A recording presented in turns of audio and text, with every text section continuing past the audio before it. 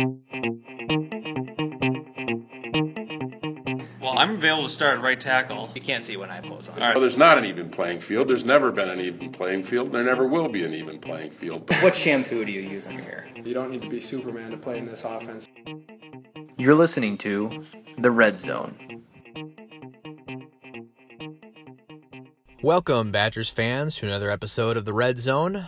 I'm your host, Jason Galloway, with the Wisconsin State Journal. We already posted one episode of the Red Zone podcast this week.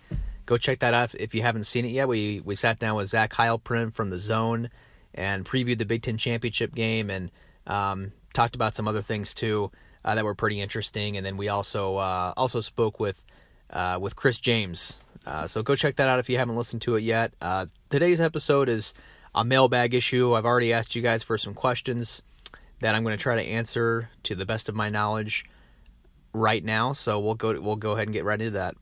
Let's see. The first one's from Thomas at TF Brennan. He asks, does Leonard's NFL experience give him an advantage in preparing the defense for Barrett and Ohio State's offense? I don't think it necessarily gives him any more of an advantage than it would in any other game. I think that I think certainly his NFL experience does help him as a coach. I think it allowed him to, spending 10 years in the NFL and learning as much as he did, allowed him to step right into coaching and be really good right away. Obviously, this is only his second year as a coach, first as a defensive coordinator, and he's clearly elevated this defense to another level this season, and that has a lot to do with his NFL experience. But as far as defending Barrett's, the Ohio State offense in general, I don't know if he's any more equipped to defend this offense than others. I think that it is going to be a difficult offense to defend. I mean, obviously Barrett's ability to run and run the read option very well kind of gives you an extra man on offense if your quarterback can do what he can do.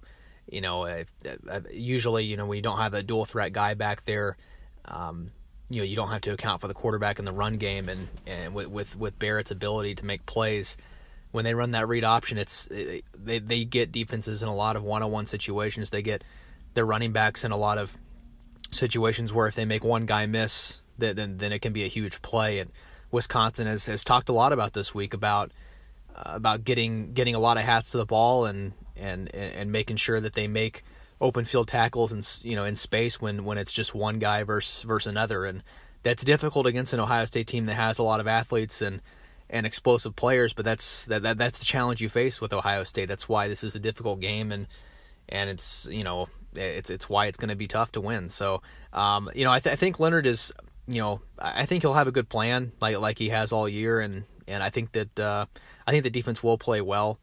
I did pick Wisconsin to win this game 24-20 after going back and forth for a long time this week.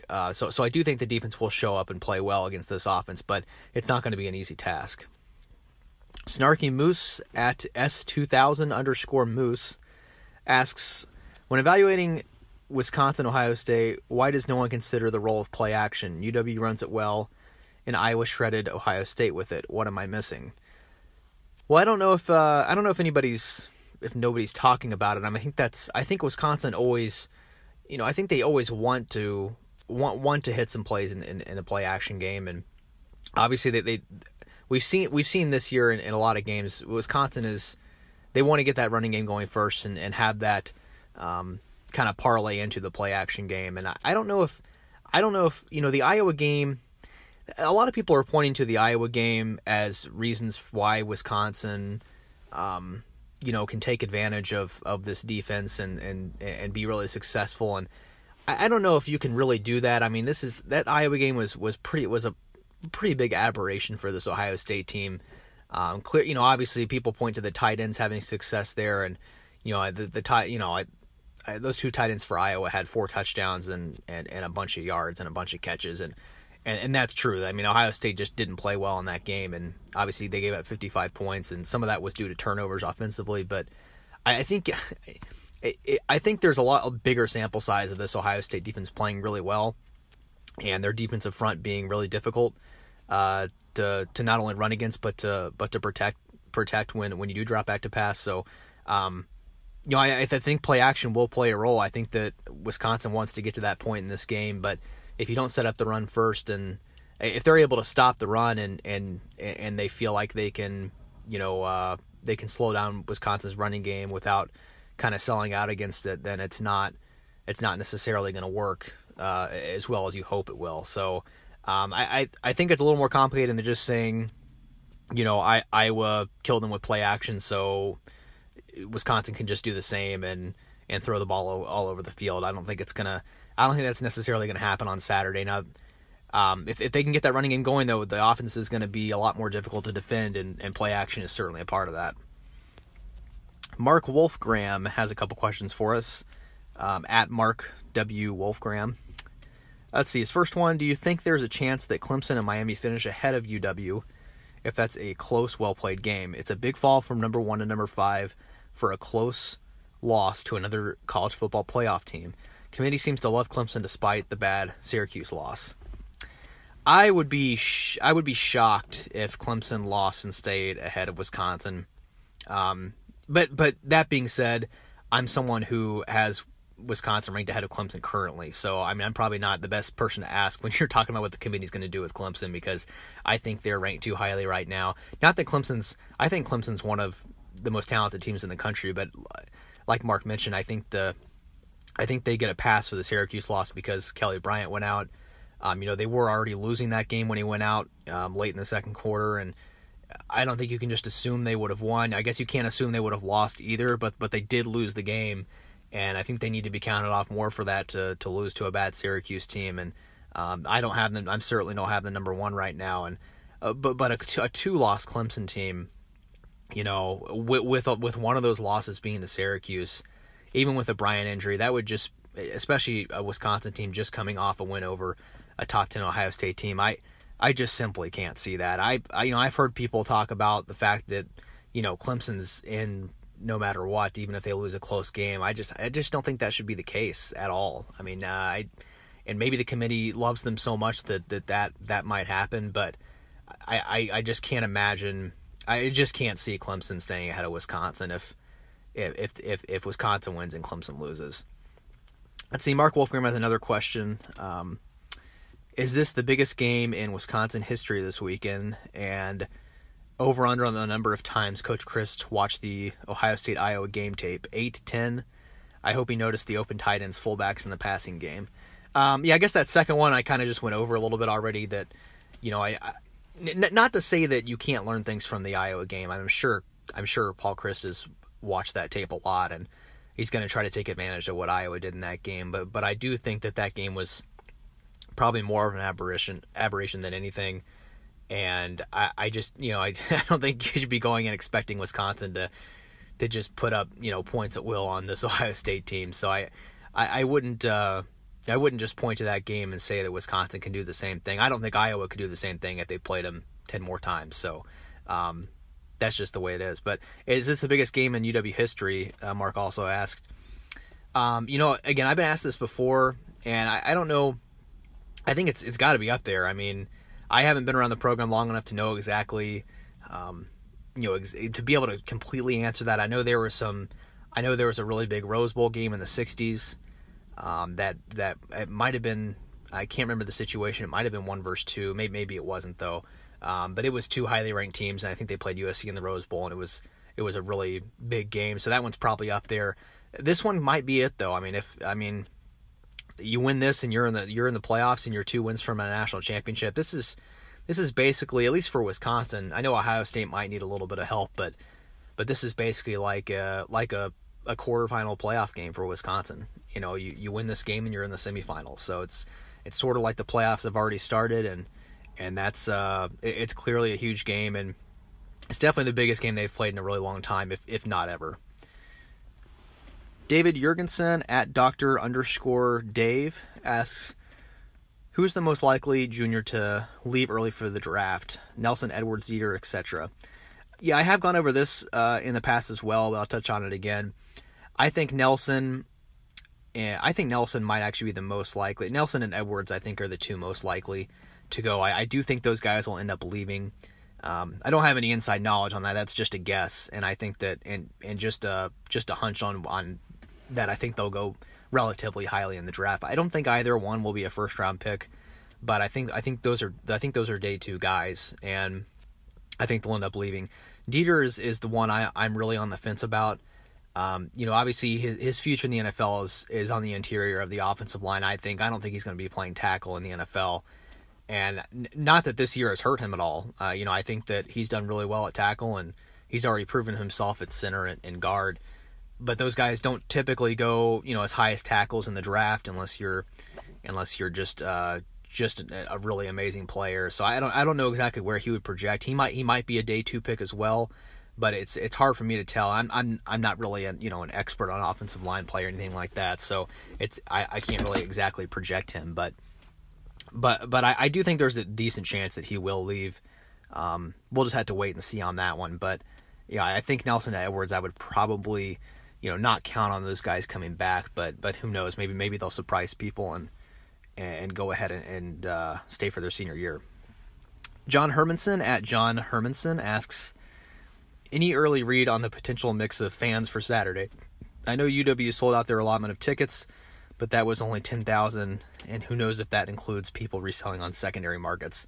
I really don't know, John. That's a good question, but this has been my busiest week of the year. We have an extra big section coming out in Saturday's paper, and I haven't had a chance to really dive into the ticket situation yet. I might be able to do that, later on Friday and kind of see where it's at. And obviously, by the time we get there on Saturday, we'll start to see it fill up and see who's got more there. Although with both teams, it's always difficult with both teams being red.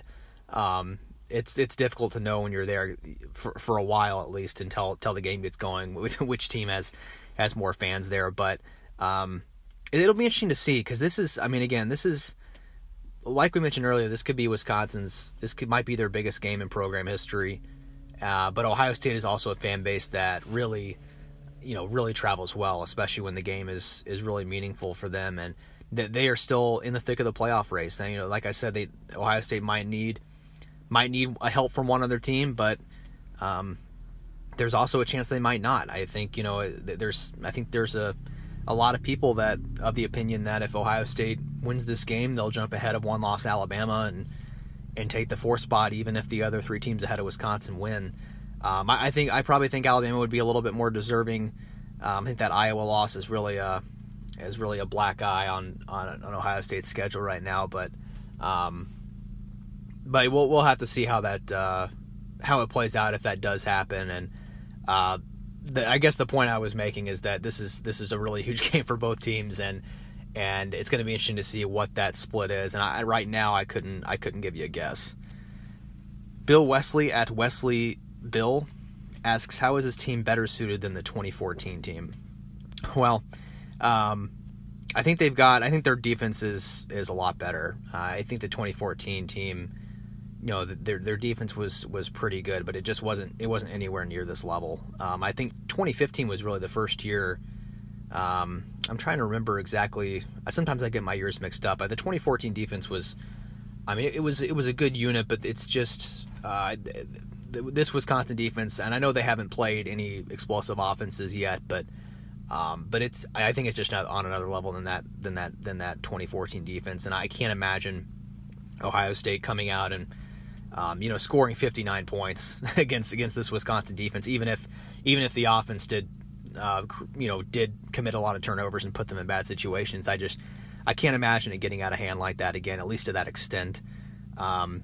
So I think they are better prepared in that way, and I do think the offense has more explosive weapons on it outside of, well, I shouldn't say that, because that was the year Melvin Gordon had his 2,500 yard season. So I guess that probably trumps everything. The receiver, I think the passing game is in better shape than it was in 14.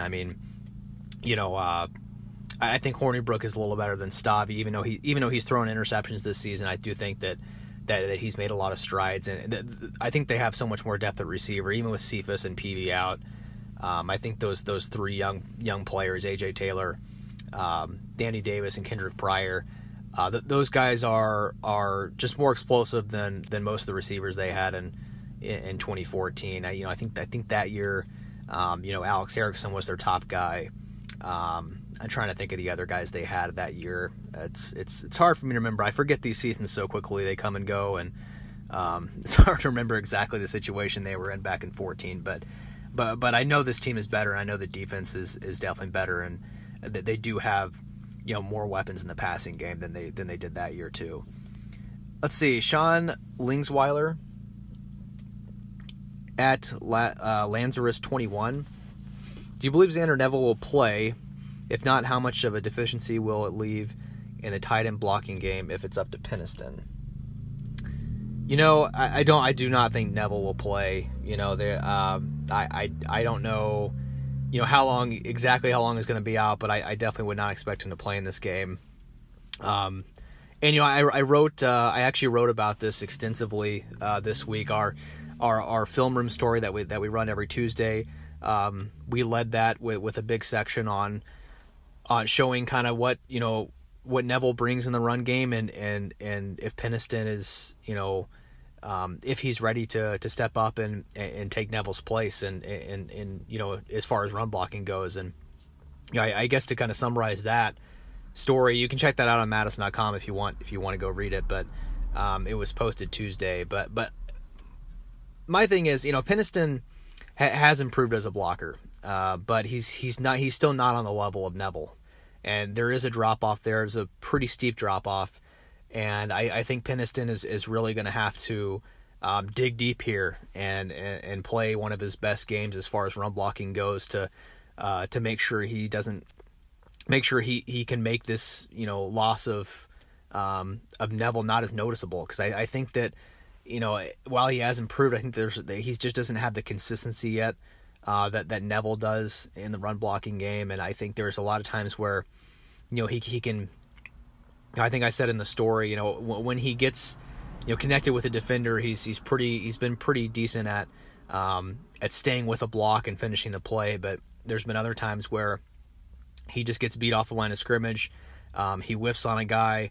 Then the play blows up because of it. That kind of stuff is still happening with him, and against an Ohio State defense that's really talented, he's going to have to really step up. So I think it is a concern for sure. Now Neuville hasn't been officially ruled out yet. Now maybe we should get an updated injury report on Friday. This is going to be posted Friday morning, and at some point Friday I think we're going to get an updated injury report. So by the time you're listening to this, his status may have changed. So if you maybe check on that if you're listening to this later Friday or Saturday. But I don't expect him to play, and it is a concern. So hopefully Penniston can step up and play well in that area. Now he will give you more in the passing game. We saw after Neuville went out, Penniston did catch a 5-yard touchdown pass against Minnesota, and with more reps, maybe he can make a bigger impact in the passing game. I kind of said earlier this season, I think Neuville missed, it was kind of going into the season, we didn't really know if Neuville was the second tight end or Penniston was the second tight end, and became really clear early on that Neuville was getting a lot more reps than Penniston. And, I said then there's just not any way Penniston can have a breakout season in the receiving game, because he's only going to be playing in 3 tight end sets, and he's just not going to have the snap count to do that, and they only throw out of 3 tight end sets so many times. But now if he's the number 2 guy and he's out there for a lot more reps, maybe he can give him a little bit more in the passing game. But I think the key for him is to make sure he's on his game blocking, and he's able to make up for Neuville's loss in that way. Ethan13 at Ethan _Goffel asks, how much impact will not having Bradrick Shaw and Zander Neuville affect the Badgers offense? I just went over Neuville extensively. Bradrick Shaw, he's still questionable as well. I don't think, I don't believe that I don't think it's going to be a huge loss if he doesn't play. Obviously they would like to have him, and he has looked a lot better than the last few weeks. It looks like he's healthier than he was when he first came back from his injury earlier this season. So I do think I think he's a decent back. I think they would like to have him, but I think they have enough depth at that position where, maybe you give Groshek a few more carries. Chris James came out and had 7 carries and looked pretty good last week against Minnesota as well. So I don't think it's going to kill them to not have Shaw. Obviously, you want everyone healthy, and he can provide something, but I think they have enough depth there where it's not a huge deal if he can't go. Neville, on the other hand, like I just talked about, could have a huge effect, and we'll have to see if Penniston can step up. Bill_Woj at slow_creek says, another take on Neville injury. Could Ingold get time at tight end for running plays? If not, who is the third tight end? You're exactly right there, Bill. I think they're going to just play a fullback as a third tight end. I don't foresee any tight ends playing besides Fumagalli and Penniston. Now, if one of those guys gets hurt, maybe they throw somebody out there. I don't really know who the emergency guy would be right now. I mean, I think the next guy would be Luke Benshaw, but he's injured too. He's out for this game. He's been out the last few weeks. And so after that, I mean, it might come down to, if they suffer injuries in this game, burning a red shirt on Jake Ferguson. I don't really remember if he's been traveling with the team this season or not. Off the top of my head, I can't remember if he has or not. But we'll have to see. I think as long as Fumagalli and Penniston stay healthy in this game, though, it's just going to be those two, and then Ingold or Ramish to go in there and play a tight end role, like you mentioned, and sort of 3 tight end sets and play that role. So I think that's what you'll see, and I'd be really surprised if any other tight end played. Got a couple more. Agent O Change at Tyler Barisa. Sorry if I'm messing up all your names. He asks, do you think putting $75 on the money line is a good idea? LOL JK. But how confident are you that the Badgers will win? If they played 10 times, how many of those would the Badgers win? Like I said earlier, I'm picking Wisconsin to win this game 24-20. I think it's probably a stay away, though. I would not. As far as the money line, like you mentioned, I think that's a stay away. I'm not real confident in that Wisconsin pick. I do like plus 6.5, though. Ohio State's favored by 6.5. I think it's a little too high. I hear the argument too that people think that it's actually a little bit too low, and Ohio State should be favored by more than 7. I just don't agree with that. I think this Wisconsin team, even though they're not tested, they haven't really been tested this year by too many great teams. I think that they're good enough and their defense is good enough where 6.5 is a little high, and I would take Wisconsin on the point spread. The money line, I'm picking Wisconsin, but I'm not too confident about that. I think it's going to be a really good game.